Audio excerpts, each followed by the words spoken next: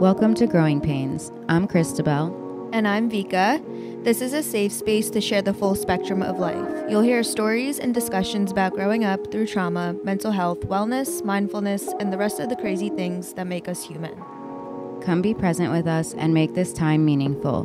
We do our best to be transparent, we get deep, and we love to keep it light too. That's the paradox of life, the reality of growing pains. This is a trigger warning. Be sure to check the description first to make sure you're in a healthy space to listen. Enjoy. We're back. Welcome to Growing Pains. Welcome back, guys and girls. It's been a minute. It's been a lot of story times lately. It's been a really hectic, crazy week. Very eventful life lately. And today we're just going to kind of chill, take it back to the basics, and talk about something that's really helped us along our journey. We think it'll help you along your journey, about just regulating your nervous system in general and what that even means, really. So we're excited to share this because for me, it's changed my life and how I've been able to just be more self-aware. And it's going to be a more educational, laid back, no drama episode. I mean, we'll tell you the drama, of course. If there's Always tea, gotta it will give be some tea about how crazy people are in your life and why we do the things we do too. Yeah, but there's always going to be examples, but no bullshit in particular this week. Always educational, always just, Yeah, cool. Let's do our check-in. Sounds good. So I'm inside my window of tolerance, which is what we're going to be talking about today, what that means to be inside or outside your window of tolerance. And yeah, I'm feeling pretty chill. I'm feeling a little bit like aroused, I'll say, like a little not anxious, like excited, I guess. Yeah, like I have a lot of anticipation. Anticipation, that's the word. Yeah, the excitement, anticipation, Yeah, exactly. Not like anticipation in a bad way. Yeah, no. Just like there's just things that are happening. We're moving in 3 weeks from yesterday, so it's just like we're just ready, and like all that energy is like in us. So ready. Yeah, but still inside the window of tolerance, able to like manage all of those emotions. And yeah, one thing contributing to that is, like I said, moving. But that's basically the main thing on my mind. What about you? I would say I'm definitely in my window of tolerance.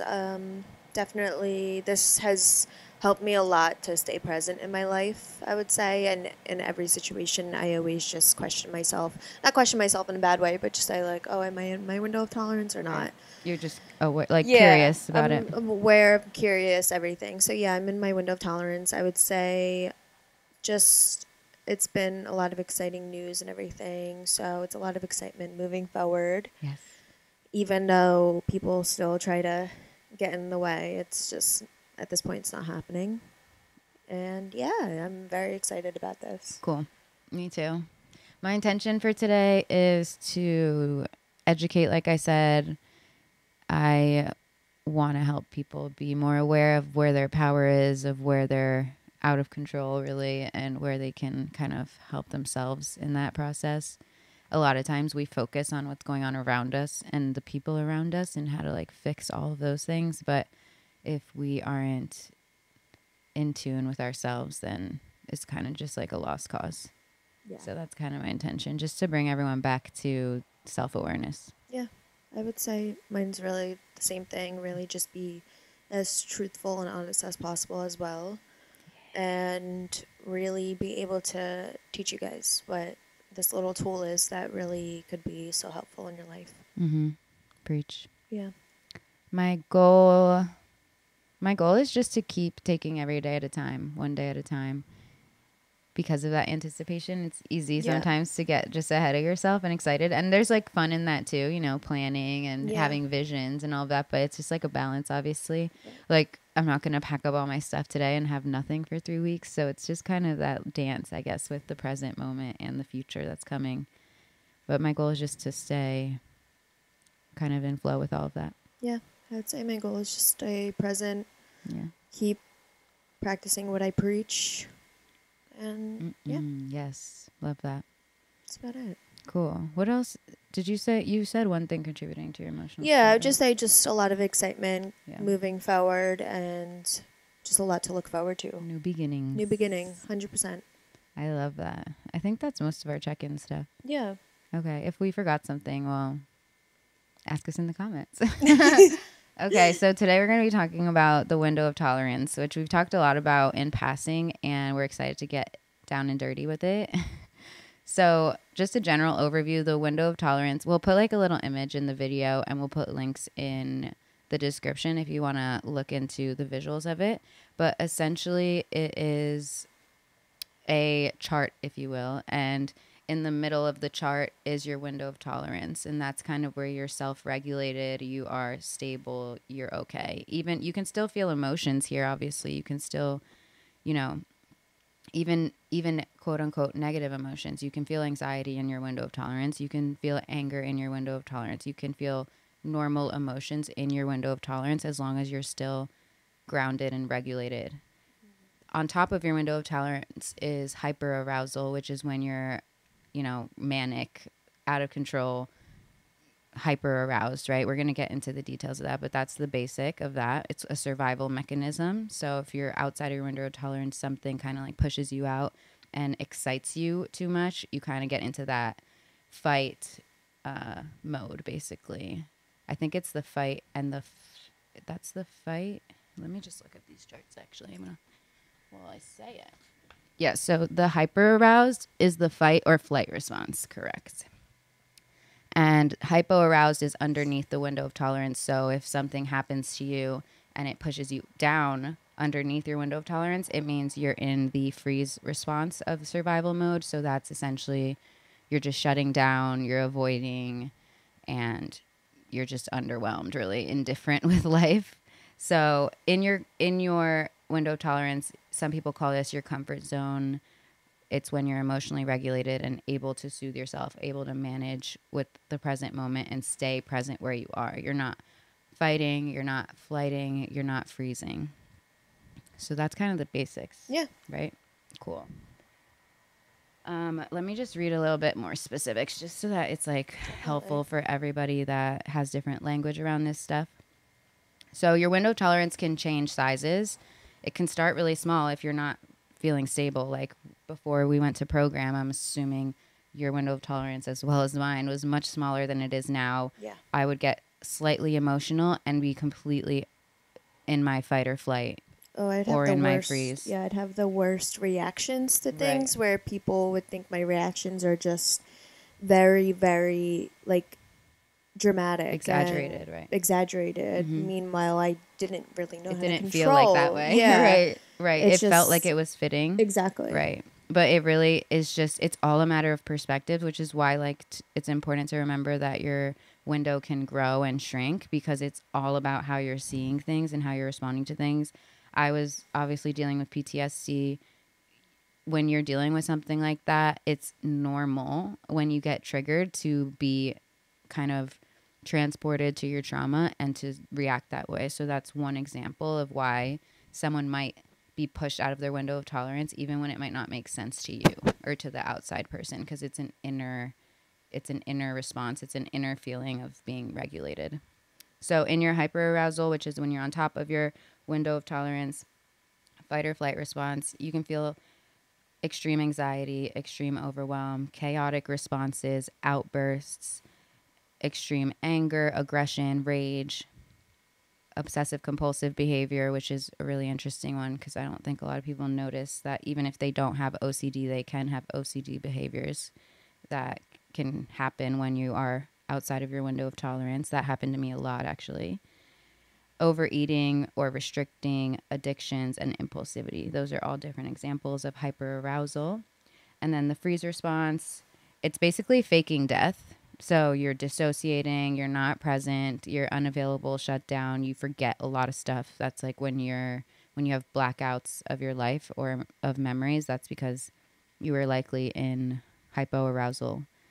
You feel disconnected, you're on autopilot, no display of emotions, indifference, basically, separation from self, feelings, and emotions. So in the hyperarousal, it's kind of like you're over-identifying with your emotions, and you're like, this is everything, and I need to fix it. And then in your hypoarousal, I feel like it's like, what are you talking about? Yeah. I'm fine. Like, everything's fine. Definitely. So they're both survival sections, but we want to stay in the middle, which is obviously our window of tolerance. It's when you, even if you're feeling your emotions, you could be crying, you could be feeling whatever you're feeling, but you're able to regulate it and able to manage it so that it doesn't become like this life and death situation, basically. And that's kind of the basics of the window of tolerance. But I'd love to hear kind of like your ideas if you've seen it a specific way, or maybe how it was like it first came to you. Like, how did you first understand it? I mean, for me, understanding it was more in program, so the outpatient program. And This is where I learned this, by the way, was I outpatient. pretty much understood it right away just because I know that I've been I've been out of my window of tolerance, probably under, for my entire life, basically. So when this clicked, it was almost, for me, it was like, oh, okay, that makes sense. It wasn't something like, oh my gosh, this is crazy. I never understood this. Like, I always knew what fight or flight, freeze. I probably have been to maybe over 15 therapists in my life. I've been to different things. And when I learned this, it just kind of finally clicked. And to me, it was very comfortable at first. I understood it right away. And I had an easy way of explaining it to other people as well in the program of how it worked, because it was confusing at first.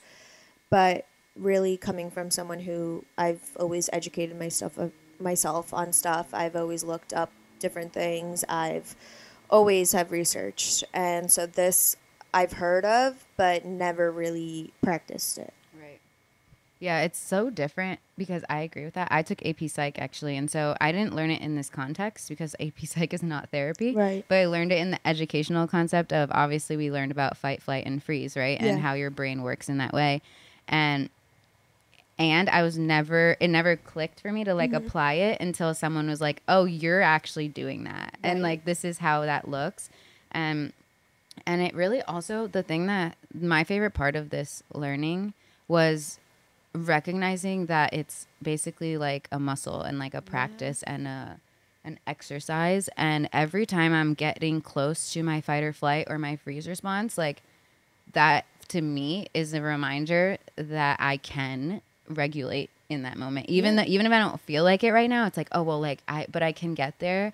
So then I start to ask myself questions like, you know, why do I feel like I'm leaving it? Like, why do I feel uncomfortable? How can I make myself feel comfortable? Right. And so this is kind of like the foundation for how to almost read yourself in any moment, but then you have to actually do something about it. Yeah. And so that's where I think learning it in the therapy context really changed everything, because we were also learning skills that we were able to, okay, so now you're outside of your window of tolerance. You're feeling so anxious that anything you do is fight or flight. And to put it logically that way to me, I was like, oh, so anything that I try to do until I get back into the window of tolerance, it's not even really me. Yeah. It's like this, it's the survival mode. Yeah. It's just like this animal version of you almost. And that's why you end up being really reactive or, you know, not even caring. It's like it could be either extreme. But so every time I near those feelings of exiting the window of tolerance, I ask myself what skills I can use to kind of bring myself back. Yeah. Yeah. For me, the easiest skills that always came most naturally to me were mindfulness skills. So I would breathe or kind of just like find something to do like meditative, you know, like crocheting I ended up doing, or like drawing, or I used to read a lot when I was a kid. So there's a lot of things naturally that you might do to help yourself, or things that you could try that are new. But the key to this entire concept to me is how to get back to your window of tolerance. Or even how to learn how to stay in your window of tolerance in stressful situations and be able to ground yourself in those situations, because that's the whole point of this, is to learn it and practice it and basically become really good at it, to the point where when you find yourself in a situation where you are in one of those responses, like, you know what to do, you know how to calm yourself down, how to ground yourself, how to keep yourself keep yourself from really saying anything horrible or anything. It's just because you never know in that moment how you're feeling. But if you just take a moment to check in with yourself and really be like, okay, am I in my window of tolerance or not? It'll be a good, just, Gauge. yeah, it's just, it'll become very natural. Yeah, it does become very natural, and you can kind of just like adapt to wherever you are. And Yeah. so, like, even as simple as when you're in a conversation with someone that you just can see is clearly taking you out of your window of tolerance, simply being able to end that conversation or to be in a polite way, in a respectful way, but to be able to stay in your window without getting like letting it go so far as to be like, well, now I'm freaking out at you because I don't agree with that. You just triggered me or whatever it is. Yeah, I really like that you said like just you don't even have to get to the point where you're out of it, honestly. No. If you're very careful and aware, like it takes practice, but you can also put yourself in situations where it's easier to stay Yeah. in your window of tolerance. So Yeah. that's like a really good point because there are things you can control and there are things you can't control, right? Like if That's a huge part of this too. Is like, exactly radical yeah. acceptance for sure. Yeah, I would just say also like the part of just really keeping yourself grounded is like also watching the way you react to things and how you react to people and Right. things and what And you how it, if say. it's matched up, Exactly, like be honest with because yourself yeah, because only you know really. because I would love to react in the way that that instant feeling I get The trigger when, yeah, response. the trigger response basically. Right. But I know that's not going to benefit me and it's only going to make things just messy. And I would rather just check in with myself, keep myself grounded, and then come to a solution where I understand that it might not benefit one person, but unfortunately, you can't always please Please everyone. everyone as well as yourself. Yeah. Yeah. It really keeps you more focused when you're paying attention to how you're feeling within yourself because again like I mentioned earlier and like Vika's saying it's so easy to get distracted with the other people, the other situations, the other everything outside of you, but if you're not aware of where you stand then you just gave away all your power. And I think that understanding what you can and can't handle, who you will and will not entertain. These are things that you need to face and need to choose if you're going to do this work because you can't do this work and then go hang out with the person that triggers you all the time and then just be like, oh, but I'm just going to stay in my window of tolerance. That's not You how it can't. works. You can't. The whole point, the only way to stay in your window of tolerance is to regulate your nervous system. And if you're spending your time with people who trigger your nervous system, this is not a matter of opinion. This is a matter of your biology at this point. That's what we're talking about. This is psychology. I feel like so often it's like this up in the air, like invisible thing. But just because something's invisible doesn't mean it's real. Okay. And yeah, you can't see it, but it is tangible. This is what your body will do, not might do, will do when it's triggered into feeling like it's life and death. Yeah. And sometimes it could be the smallest thing. It could be someone like shutting the door in your face on accident. And that just like triggers something in you, in your subconscious, in your past, and whatever it might be that makes you feel like you're not going to survive somehow. And even though it sounds irrational, it sounds crazy. Once you start to notice how like mismatched your reactions might be, you'll be like, oh, that's because I'm literally scared of something really serious. And you're like, but I just reacted to something benign, something that is not serious at all in the same way. Right. And so that's what this kind of gets at and allows you to see more clearly, in my Yeah, opinion. I agree. Yeah. Definitely. Cool. So that was one handout that we looked at, and then I found this other one. Oh, by the way, this is another good thing to know. The fight and flight response is from the sympathetic nervous system. It's an adrenaline rush, which increases your heart rate and respiration, causes muscles to tense. It's a rush of energy and a suppression of non-essential systems. The frontal lobe shuts down to increase speed of response. So your frontal lobe is obviously the prefrontal cortex. It's the most advanced part of your brain, the newest part of your brain that understands high-level thinking.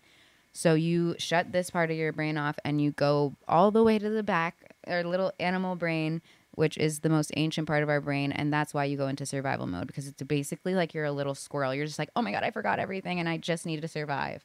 And yeah, you become really fast. And that's why it's important when you're in hyper arousal, that fight and flight, to slow down, to take it down, to get grounded, and to like kind of regroup and recalibrate. Because if you respond in that mode, who knows what you're going to do and say. Right. Trust me. I don't even know what I was doing. I apologize to the people that I used to do this to, because they didn't deserve that. I did not know what I was doing in fight or flight mode. I don't know what I was saying. I couldn't even stop talking. No, I you would just almost like just word ramble. vomit. Yes. And I wrote overactivity. Because you also don't know what you did wrong in that situation, so it's 'Cause you're so your triggered, you're mind is blinded. your mind's just trying to defend you. That's all. It's just like, so Yep. you just come up with just Anything. silly little things to literally defend yourself. Anything. Any armor, you just like pick it up. Doesn't matter Yeah. if it's in your character or not, because you're not I was thinking the with your queen of defending prefrontal myself, Yeah. literally. But you're not thinking with like your No. higher level of mind. You're just like, that's why people will say nasty things to people in response, which are irrelevant. That's survival mode. That's not you just like being a bitch. That's you, like, you think you're fighting for your life, and it's like you're really just talking about something very simple.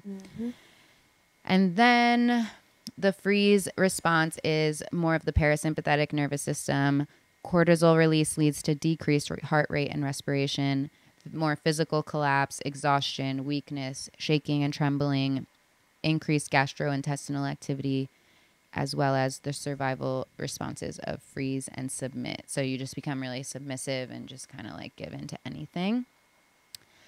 And I also want to mention that the context of the window of tolerance is that your window of tolerance is basically like your safe space, because you're regulated, right? So you feel alive, you feel okay, you feel stable. It's your safe space. So the bigger we can make the window of tolerance, basically, the more work you can do. Right. Because when I was dealing with my rock bottom, my window of tolerance was like 0, like maybe let's say one unit. And so I was like, any like plan that was canceled, any like you didn't call me, or you did like anything that I just didn't like, basically, that would trigger me, I would automatically be outside my window of tolerance. And once you're outside of it, you're just all over it. You don't, there's not like, oh, I'm a little bit. I mean, you can be a little bit, but I feel like once you click and you're out of it, it's just like, that's when kind of that like the tunnel vision comes in, and you're just like, this is what matters. And if I don't win this, I die. Like that mentality, right? That's survival mode. So that's what we worked on in therapy, to my understanding the most, is really increasing that window of tolerance so that something can go wrong and you can handle it. And then little by little, something worse can go wrong, or not even wrong, but just differently, right? Something can trigger you. Something can be outside of what you're expecting, and you can still manage it as long as your window of tolerance is covering that space, if you will. So I think that's good for that part. I just want to make sure I cover anything in here.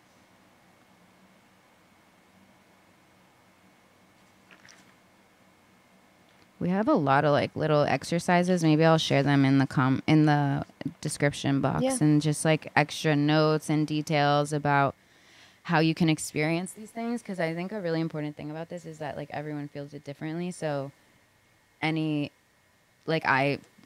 experience hyperarousal way differently than you do. So it's important to share, I think, different perspectives about it, because someone might not even realize that they're outside of their window of tolerance because they're acting differently than I would.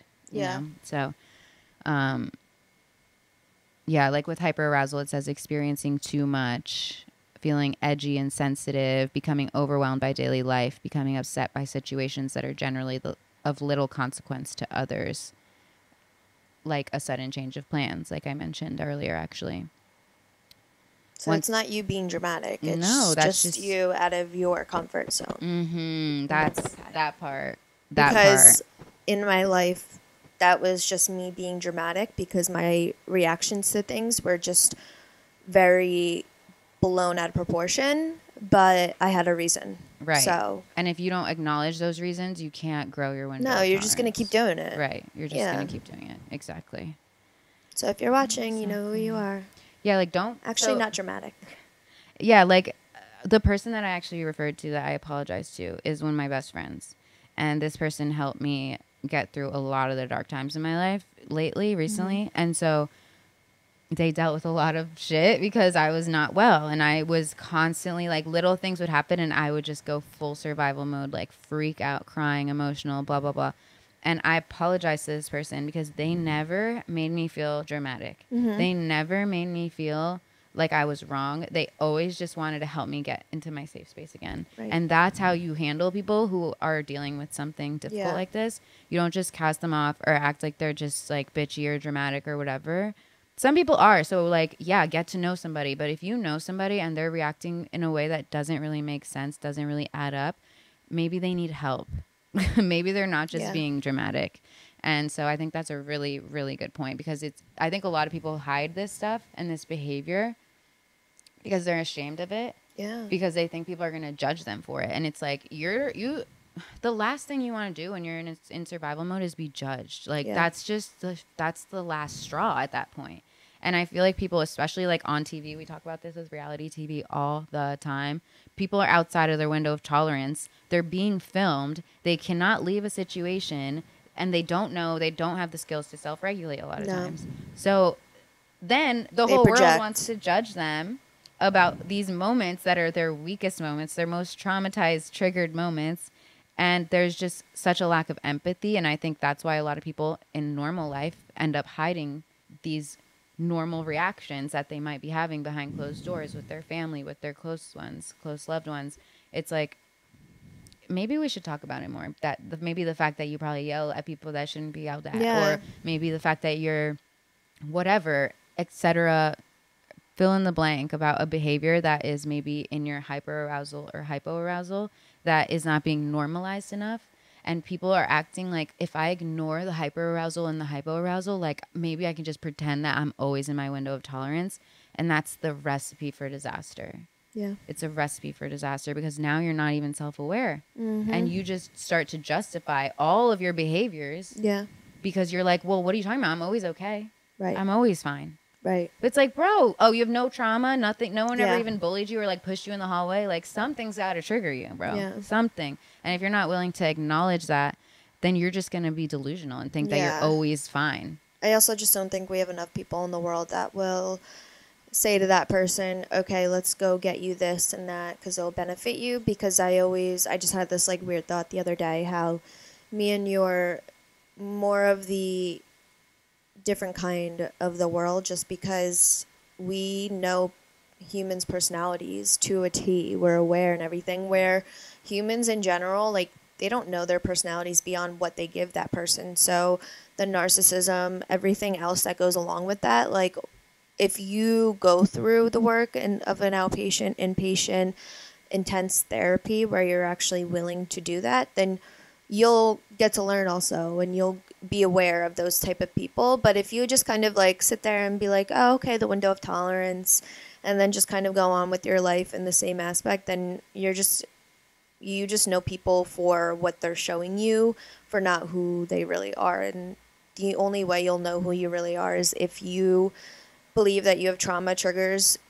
It could be so little. It doesn't have to be like anything big. It's just, therapy is healthy. It's really healthy for people to learn beyond what people give us, and like really know the types of personalities that we are facing or faced with every day, just because there's new people I meet every day, and unfortunately I observe them to a T, because I am going to be aware and I'm going to know what I want moving forward. And unfortunately, if you're not going to give me that, then I don't want that. So it's just, we're beyond that, where people need to get beyond that point of not just having human interactions and not talking about the spiritual stuff, the more deep into what us humans are and what types of personalities we can have, and know the difference, because that's why people are so blind to it and let people walk all over everything, because we don't get taught this. We're just taught like finance and math. Like, I'm sorry, but that's not going to help me. Right. But you're not taught how to relate to people. Exactly. And how to protect your window of tolerance. Yeah. And protect yourself even. Yeah. Well, that's what it is. It is really just like this is your nervous system. This is literally who you are. Yeah. So everything that you are is basically just your nerves. And that's how you feel everything. That's how you experience life. And that's what this is. That's why it's so foundational. It's not a matter of like a chart on a piece of paper. It's how you're experiencing life in every moment. Like, are you actually present? Are you actually here? Or are you experiencing your life somewhere else in this survival mode that is not even your real reality? And I think about it in terms of like a squirrel. And like you said, it could be the smallest thing. Or when we bring Miss P outside, like anything can trigger her survival response. Any sound, anything, any person, does even you, like you, I could even scare her. Like, that's just how these animals are in survival mode, because they are more in that animal brain, that ancient brain. But now today with our human brains, we are more advanced. So it's in our best interest to be able to stay up here and to be able to be more rational and be more aware and more conscious of what's going on. Because like you said, it could be the smallest thing. I always say your trauma could be from a first grade birthday party that you went to Chuck E. Cheese and the freaking costume people freaked you out and you are now scared of monsters, right? Mm-hmm. And like, that's how it is as a kid. You become scared of monsters. Then you grow up, you know monsters aren't real. Your fears don't just disappear though. Like and that's what happens when you get triggered by something. Let's say you see like a giant mascot that just like now just surprises you out of nowhere and you're somewhere as an adult. Like, you might get more scared than me, right? Because I was never scared of mascots. Yeah. And so that's like a very simplistic way of putting it. But what if you end up seeing a bear outside now and the same person, they're even more scared because they're like, oh my God, that's a monster, right? Than like someone who maybe grew up camping and, you know, knows how to handle bears and things of that nature. And that's why it's so important to be aware of you and your window of tolerance and your triggers, because this person who might only have trauma from Chuck E. Cheese, like, they still need to be aware of that, and they still need to go through the world. And like, if I scare them or something and they freak out at me, they're like, what the fuck? Like, why would you scare me? Like, you just scared the shit out of me, blah, blah. Like, that's their window of tolerance situation and how they get to figure out how to regulate that, right? But it could be as serious as someone cancels a plan and now all of your triggers from your narcissistic abuser are coming up. And you're just like, oh my God, but all I have is you. And like, why are you not here? What's going on? And you kind of just get into this endless cycle of just not being yourself until you're able to regulate again to being back in your body. Yeah. But yeah, I love that you said it could be anything. And that's really the important thing. It's so simple. I notice it all the time now. Like you said, it's like a part of life now. Yeah. It's like I'm just like sitting around and like, if I notice something weird in my body and my heart and my mind, anything, I'm just like, huh, something's wrong. Like, not wrong in like a bad way, but something's off. Like I'm getting away from the center of my window of tolerance. Like, what is it? Sometimes I'm just hungry. Sometimes it's that simple, you guys. And it's not even that deep. And being hungry can put you in survival mode. Yeah. That's what hangry is. People want to talk about hangry like it's this cute, funny, trendy it's your thing. Blood sugar. It's literally you're going into survival that's mode. Why, like, instead of studying the wars back in whatever are important, I could tell you I know nothing about it just because I was never a big schoolgirl. And this should be the time where we should be studying humans and what is beyond us this, just because like nowadays we are finding out more and more about narcissism, gaslighting, so much abuse. It's just so much abuse, and so much of it is coming out. Yeah. And that's where it's important, because we all need to learn as humans that none of us are perfect. We all need to stop thinking that, because it's that's a huge like problem with our society, is everyone just thinks they're these perfect human beings. It's the image. It's this image and culture. That's why everyone's has no confidence. They're insecure. Meanwhile, their Instagram is popping, right? They don't know how to have conversations with people. Meanwhile, they're out drinking every single weekend. Outside of their window of tolerance. That is when you have to realize, like, there's things beyond doing the same thing every single day to make it comfortable. Go live your life. Be your own person. Literally, it's so freeing when you don't have like issues with how you look, what you're saying, what you're doing. It's just, for me, it's not like a free for all, but for me, it is a free for all because I am Just able get to to be you. say, do whatever I want. And Yeah. that's what this should be. That's what life should be about. Right. And that's what doing the work gets you, because if you don't do the work, you're constantly second guessing yourself. Yeah. Like, that's a perfect example what you just said. Like, even to the point of like what you spend your time doing, those, when you're really not aware of your triggers, those little things can become triggers. And it's like, what am I going to do tonight? And then it becomes this thing of like, well, if I do this, like it defines me this way. Or if I Yeah. don't do this, like I'm going to get FOMO or Right. this, that, and the other thing. And all these little decisions that really are just your decisions are becoming decisions of survival. Yeah. And it's like, bro, you're going to be alive either way. Or you're not, like, honestly. Yeah. But like, you can't control that. You have Going to to the make party. mistakes. Yeah. Going to the party or not. Like, there's no right or wrong answer. Yeah. It's what you want to do. And then you do it. And when you get to that point, you're just like, oh shit, all those times I decided to go to the party where I didn't want to go was just a survival mode. Yeah. I was literally like, oh, I have to go. It is such I an have image. to go. It's an image. I an have to image. go because I need to I need to seem this way or whatever it is. Yeah. But I wasn't even, and that's a perfect example because I why used else to be would like that all the why time. else would you do it if not for just survival? If it's not for you, Yeah. that means you're just thinking with the back of your head. You're thinking, what is everyone else going to think? How is this going to affect my identity, my Yeah. image, my status, my life? How is this going to affect the people around me? It's all about something else, which is, again, hypothetical. Yeah. There are all these hypothetical things that are they're subjective. They're not like concrete things, but the only thing that you know is where you need to be. Yep. But And yeah, it's Oh, so go ahead. I was just going to say it's so distracting to be in survival mode. oh, it is because I mean, we were talking about relationships not too long ago, and yes, I've had situationships, whatever, but I've never actually gotten myself into a real, genuine relationship. And for me, I am independent. Yes, I was always basically no one was ever good enough. I was picky, but that is because of the person I was living with that was making me this type of person.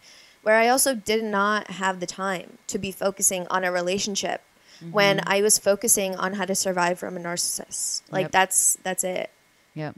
And Yeah, like that's now, it is such a distraction. yeah, and now like I feel like the way I know that I am who I am and I've made it to the point of where I wanted to be is I don't care what anyone else is doing. I don't care if you're going out on the weekends drinking. I don't care if what you're doing. I don't have FOMO. Chrisabel doesn't have FOMO because we're comfortable with who we are. We're comfortable with what we're doing. And in the present And moment. exactly. And that part In is the present paper. moment, yeah. That's what the window of tolerance And the thing is also we know those things will come to us eventually, but we can't be like, oh, let's do this and let's do that and let's do this because 'Cause I'm we have scared this to die short amount of tomorrow, time. basically. We Yeah. have our life to live.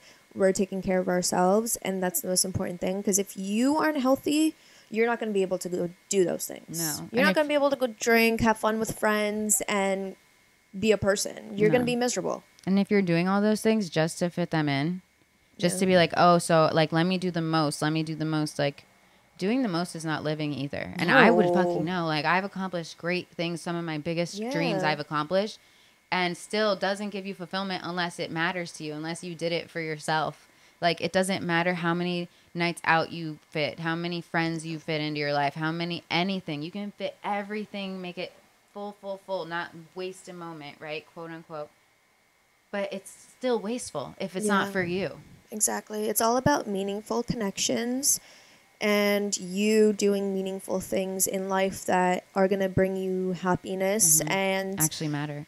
actually matter and that are important to you, no one else. Like that's why all these people that post on Instagram and TikTok and stuff, like it's so funny because one minute they're living their life and then the next minute they're like crying or something or posting like a sappy story and Vulnerability. it's hilarious because I'm sure something happened within their weekend that completely ruined their entire mood for like 2 weeks. Right. Where if that's important to you, go for it. But like I don't feel the need to rush friendships, relationships, anything. If they come to me, they'll come to me. But like right now it's just really focusing Yeah. on like what's important and like living a great life outside of survival mode. Right. Amen. Something you just said kind of like triggered me to thinking something. How, I don't know, remember how you said it, but basically what it came into my mind as was not being anxiously attached to like what your life is. Yes. Do you know what I mean? And like, I think that for me, like a lot of the fight and flight responses because of that, I was like, I'm missing something. Like I like that anxious attachment. No, like that's I'm how just I like, was. oh Yeah. my God, something has to be wrong and I'm missing something that I need. Yeah. For me, it was like nothing was ever good enough. Like Right. there always had to be something more. And to Literally. me, like I would panic and be like, how do I do it? How do I get here? I could barely like breathe when it was and that's all I happening. would focus I was on. like, Yeah. oh my God, like what the fuck are you talking about? Yeah. Like I would start hyperventilating. No, that's just that's my how God. that's how life was before staying present. Like I didn't even yes, I know what being present was, but Yeah, but not actually really. being present, like of course I had my own definition of it, but when I went into the outpatient program and learned it and stuck to it, and then I was like We weren't doing it on purpose. I was like, holy crap, I do not have any anxiety. I don't have any anticipation. I'm like, what is this feeling? Like, this is weird. Mm-hmm. And that was just me being present because I'm actually enjoying my life and I'm focusing and I'm being aware and I'm educating myself. That's again the irony. Like, Yeah. when you're, and that's why you can't handle a lot of stuff or fix a lot of things in hyper arousal or hypo arousal because you're just like you're not even there. No. You're not even there. No. It's like you literally, I don't even, it's, Well, that's why I give you so much don't even know what I like would do. credit for even going to. I mean, everyone of course is different, but going to school and to a really hard school and getting it done. Like thank you. I could not. I could barely get through high school. I couldn't even get through college. Well, and funny thing is that was my hypo arousal. Like school was my like pretend everything's okay. oh, see where It was like my dissociative. yeah, in my family, place. like school, like it was important in school, but it wasn't what we had to accomplish that would be Right. the best thing in these people's eyes. It would always be and something even bigger. your school was and, like about different type of yeah, image my because yours school was a big people knew you. image because it was also a lot of money at my school. It was 4 different towns, so it's a lot of kids coming from 4 different towns. That's a good amount where you're getting a mix of every personality. You're getting the really rich kids. You're getting the minorities. You're getting everything that I didn't get in middle school. And Right. so I loved it just because it expanded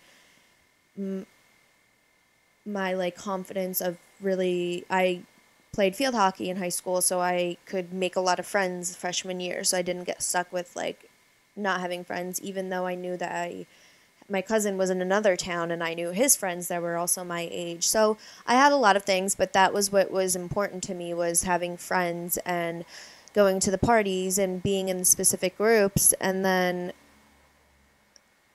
it, like, looking back, I did not have fun at all. No, I it think was I just just survival it was mechanism. survival mode for me because I wanted to get out of the house. I wanted to do Mm-hmm. anything to distract myself from what was going on and how I was really feeling.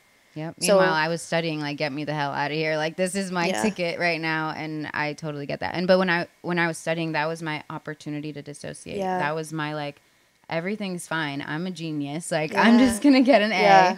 and be so happy. Yeah. See, yeah, it's good though that you talked yourself into that though, Yeah, yeah. because It like was a productive you kept saying coping yourself, mechanism, yeah, yeah. you kept like saying I'm a genius, and that's good because you don't want to be so self-critical Yeah. and negative. Where like me, I was like, I can't do this. Yeah. I can't go through another class. Like I physically, Yeah. like mentally, was not there. Yeah, that was me with friends. I Yeah. was like, I can't do this. I don't know why. Oh, I was Nobody opposite. likes me. I'm just gonna go study. Yeah. But yeah, a great example. We all find our survival mechanisms. So don't be like, oh, I don't do that. Yeah. Well, you'd probably do your thing. So you go figure out what you're doing to avoid the present moment. Yep. It might be over accomplishing. It might be over socializing. It might be fill in the blank. You're overcompensating somehow, or you're just avoiding something altogether. So yeah, those are really, really good points. Yeah, it's just you just whenever you look at people's social media pages or anything life outside of your life, just don't compare yourself to No. whatever they're doing or who they're friends with, just because I bet half the time those people aren't really happy themselves. They've they're just distracting themselves from what's really going on. And if they are happy, then they're not worried about how it looks Yeah. on Instagram. Exactly. And unfortunately, like, from what we've seen, especially on reality TV, some of those people, they will never get to the point of what we did and getting to that other side of really knowing who you are and Being healthy. how humans work and being healthy and what you need in order to be healthy and put yourself first. And really to not give a shit what other people think or Right. say, because that's a huge part of it. Because people pleasing is just like, I think that's a part of everyone. Yeah. But yeah, just really be your own person. And it's, I don't know, it's just half those people, I just know, I can tell just by their posts and stories that they're not actually happy. Yeah. And it's just nothing against any particular person. It's just an invitation to be more honest, and an invitation to, even if you don't want to talk about vulnerability, like, just at least acknowledge that it exists. Acknowledge 100%. that you're not feeling great every day, that you're not perfect every day. Like, post a picture where you're blinking. I don't know. Like, do something where you're like not perfect, because that just perpetuates this perfectionism that we all strive for in today's day and age. And it's crazy because, like, this whole thing goes back to how the brain works. And you think of squirrels, cats, dogs, all these animals who are still more in survival mode because they don't have that prefrontal cortex, the advanced thinking, right? Is that how you want to live? No. We're walking around. We've mastered survival, you guys. We're at 8 billion human beings. Like, we're almost living to 100, some people. A lot of people are, and a lot of people can if they take better care of themselves. But to be honest, we've mastered survival. We have enough people here. Let's master consciousness and awareness and, real joy and peace and happiness, like things that actually matter. Yeah. We've mastered having things. A million people have a million things at this point. Like, it's just, I feel like, let's master the intangible things. And that's what this is about. It's like, it's not about, kind of like shitting on yourself or just like being like, oh no, like, I'm outside my window of tolerance, let me beat myself up. It's about like, no, you're outside of your window of tolerance. Like, the fact that you know that is crazy. You should be celebrating that. You think a squirrel knows? No, a squirrel's running in circles in the fucking road and it's gonna die. Oh, she wants to play. And now my couch, she's in survival mode. She brought us a toy so she could play. Because she heard me talking about her. But seriously, like that's why we take care of these domesticated animals, because like, she would be a shit show out there in survival mode. Yeah. And I think it's just so important to just remember, when you are in survival mode and you recognize it, you won. Yeah. Right there, you just won. So now do something about it, because you can either stay there and just keep fighting and flighting and freezing, whatever one you want to do. I know it's not flighting, by the way, it's fleeing, but I'm just using the words, all right? It's called ESL. But anyway, you can do what you want, but if you're responsible for it. So be aware. And if you are outside your window of tolerance, let's introduce some tools that they can use to regulate. I always mention the breathing method, 4-7-8. So you basically breathe in for 4, hold for 7, release for 8. And you can do that and count in your head as well, because it will help ground your mind as well from the situation. And if you continue to do that, you'll eventually feel your heart rate slow down. You could do it before bed too, because it does help me fall asleep sometimes if you've got a lot on your mind, because I know sometimes it's just hard to shut off your mind at night. But yeah, that's all you do. You can do it as much as you want, but it's really good. It's easy, and you could do it in public, private, in your car, wherever. Yeah, totally love that. I also like box breath, I think it's called. It's counting for 4, but you inhale 4, hold 4, exhale 4, hold 4, and just keep doing that, just like in a box. You can visualize a box, but kind of like she said, with counting or visualizing the breath, both of those things can also help you ground your mind, because you can't really think a million things while you're doing that. I love that. Mindfulness, there's so many good, breathing techniques. Yeah, you can even get like the slime or like the putty. Yeah, also stims. Yeah. So like, there's things you can hold, things you can squeeze, even like fidget spinners, anything that can bring you back to the present moment. Yeah. I even like tap my fingers. You can do hand on your heart. And it's just almost feel like it. giving a hug. Yeah, give yourself a hug. I give Yeah. myself hugs all the Yeah. time. That's such a good self-regulating thing. It's facts. Like you holding yourself, you're going to feel more safe and protected, Yeah. especially once you start to believe it, right? Yeah. As long as you don't go to anything that's dangerous, Yep. really stick to the things that are going to ground you, Yep. going to just bring you peace for those few moments, and then move forward with how you feel, because it'll just be a lot better for you and you'll feel a lot better. Because I feel like once you get into that stressful situation, you just start yelling back and forth and you just say whatever you want. You just end up It's a thinking free for about all. it, and it doesn't make anyone feel good. So, Yeah. Agreed. I want to mention that we've talked about DBT a lot. yes. Obviously, this is a part of what we learned in DBT. And there are things called red zone skills and blue zone skills. And so the blue zone is your comfort zone, your window of tolerance zone. And your red zone is when you're in hypoarousal. Oops, hypoarousal is underneath and hyperarousal is above. And those are your red zones because you're obviously not regulated. So the skills that we mentioned, like breath work, for example, that's a mindfulness skill. And even like stimming, that's another mindfulness skill. Those are really helpful in your red zone because when you're in your red zone and you're outside of your window of tolerance,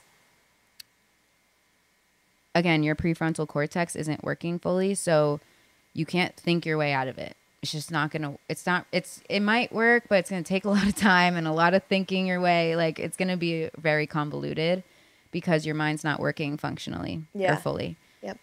So that's why the mindfulness skills are really good because, you know, counting or just doing something like objective like that, even naming all the red things in the room, right? Just getting back to where you are first can get you back closer to the window where now you're able to use other skills. Like we've mentioned, Dear Man is a skill, which is a communication skill, right? So if, for example, you're triggered by a conversation and you start to freak out, you're in your red zone, use your red zone skills, take a deep breath, slow down, get back in your body.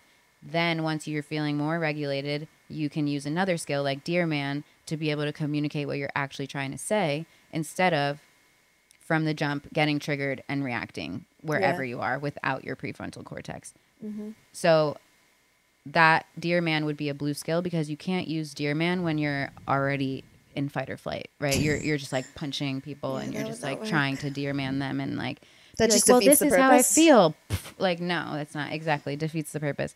So that's something to notice, and we'll continue to mention that when we talk about skills. Like this is one that you would use when you're really triggered or one when you're already regulated, things like that. But that's another thing that I really want to mention. So mindfulness is honestly my favorite. That's where that's where I Definitely. started like my healing journey, and it's Yeah. because my window of tolerance was so little that I was like, let me just get me back in there, Yeah. please. And mindfulness is always my favorite way to do that, for sure. But there are also those moments when you're kind of in between, Yeah. and that's my favorite part now is like I always say with my clients, like trying to catch yourself. I love that phrase. Like I want to like catch myself a little bit earlier. And it's not about like never feeling a certain way or never doing a certain Yeah. thing or like never getting triggered because that's stupid and unrealistic and Right. just futile. But if every time I get triggered, I could just catch myself a little earlier, like I actually start to laugh at myself. Like I'm actually like, oh my God, like you were about to let that trigger you. Like Yeah. it was like you were in kindergarten and someone just like laughed at you. Yeah. Like and then I'll just be like, oh my God, I literally in my head just painted this girl as a mean girl because she just chuckled at me. Like she has an attitude. I'm gonna ignore her. I'm gonna do this. That's what I used to do. It used to Yeah. become like every little thing is just like that trigger response.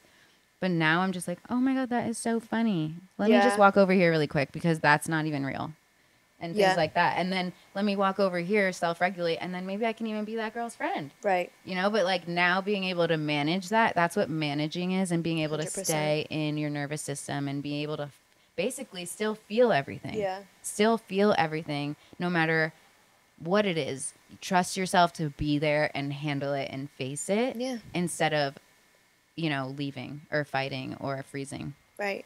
Because Yeah. it's just pointless. You got a life to live, so live it.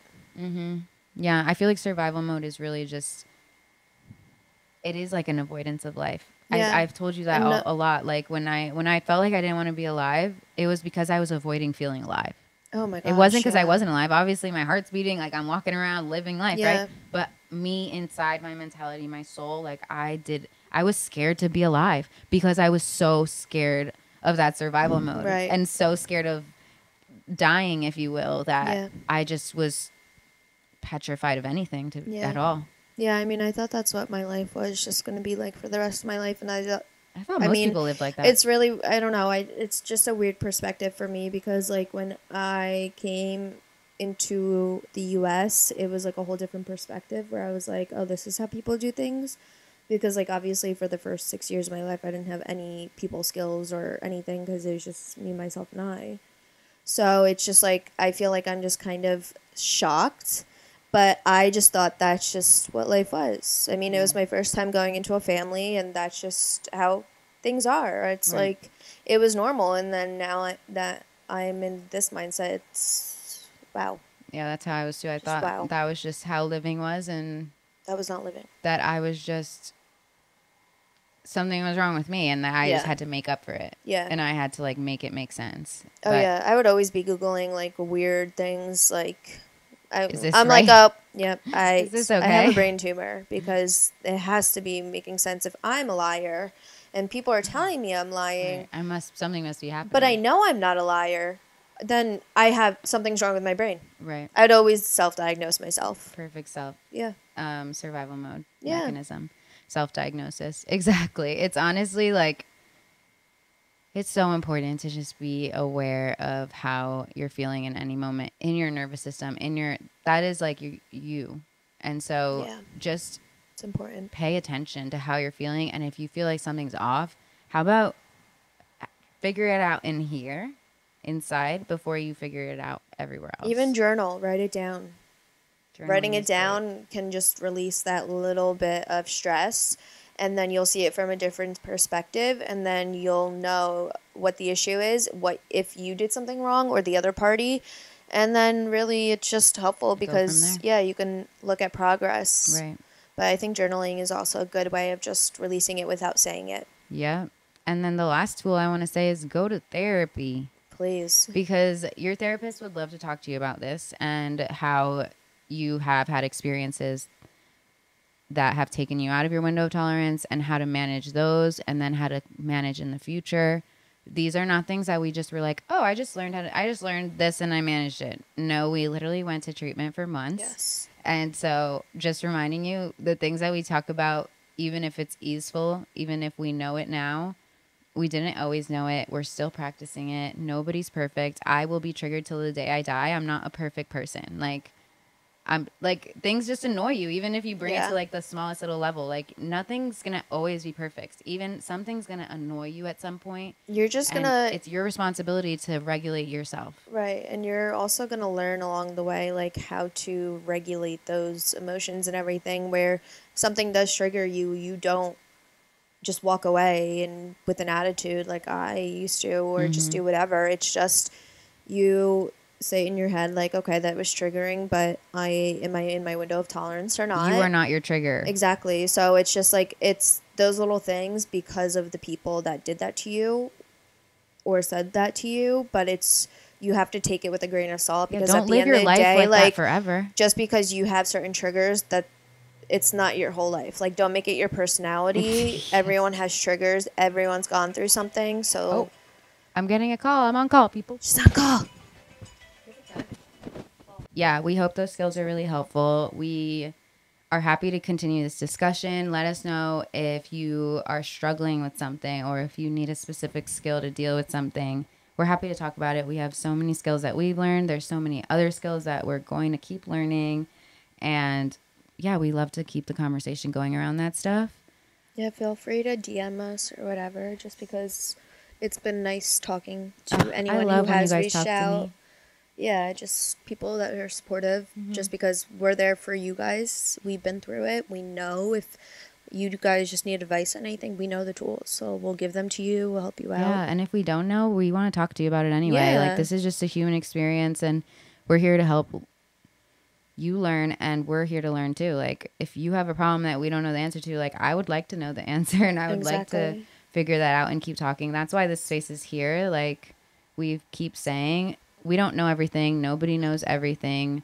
The point is to keep learning and growing and being more aware. This saying that I don't know if I made it up. Who knows? Maybe I stole it from someone. But this week I keep thinking that ignorance is not an excuse to be stupid. It's an excuse to learn. And I am not scared of not knowing something. I'm scared of not wanting to learn and not wanting to be better from it. Yeah. And so just remember that part. And this is a space for that. So yeah, ask us questions about it. Keep the combo going. Talk to someone in your life about it. Yeah. And definitely talk to a therapist about it.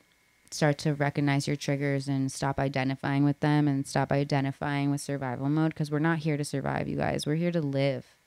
Let's fucking live. If we were trying to survive, then we'd be like in a zombie apocalypse. Like, no, that's not what life is. No, exactly. And also just be kind to people. That's why there's like, so many simple. things that are just not adding up in the world, because people are just trying to survive and they're just like fighting for survival, when it's like, bro, we have so many resources, so much space, so much possibility and opportunity. Like, let's just actually be here and just do this instead of always trying to do better, do more. More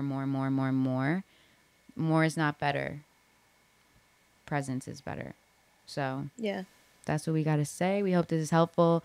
Just be aware of where you are in your window of tolerance, and I promise you that alone will start so many paths of growth. 100%. Yeah. Yes. Thank and you. And reach y'all. out to a therapist. I promise you, you will not regret it. No. They're there for you. They're not there to judge you or anything. That's it. Just remember that. You got this. We love you. See ya. Bye. And let us know what else you want to talk about. We have a lot of cool topics coming up. Yeah. Be sure to comment, subscribe on YouTube. You know, follow our podcast on all the podcast platforms, and talk to each other too. I want our community to start. Yeah, it depends on who's watching, though. Because you might not want to talk to some toxic people that are probably watching. Well, we have trolls and haters. we have haters. Don't talk to them, but they're, Yeah. Be your own person. Be your own person. No, yeah. I mean, talk to all the cool people out in that community, because I know it's so cool. And we have so much support. We have so many people who are telling us about their stories that we would never know about. Yeah. And we are two very good examples of people you would never know were going through what we were going through. So there's nothing to be ashamed of. You guys know that we were the experts at hiding all of this stuff. So there's no shame. There's no judgment. Just don't hide it. Just don't, please. If I'm the only person that you could tell, if she's the only person you could tell, just come to us and we'll help you get more help. But don't keep it inside. Don't be on your own. You're never alone. You're never alone. That's what survival brings you to, but that's not where you are. Exactly. Amen. Amen. Love you. Bye, guys. Love you guys. We've done it again. Thank you so much for listening to Growing Pains, for getting to the end with an open mind and heart. Let us know what spoke to you the most. We appreciate your time and energy, and we hope you'll reach out and connect with us. Subscribe and comment. We cannot wait to see you guys next time.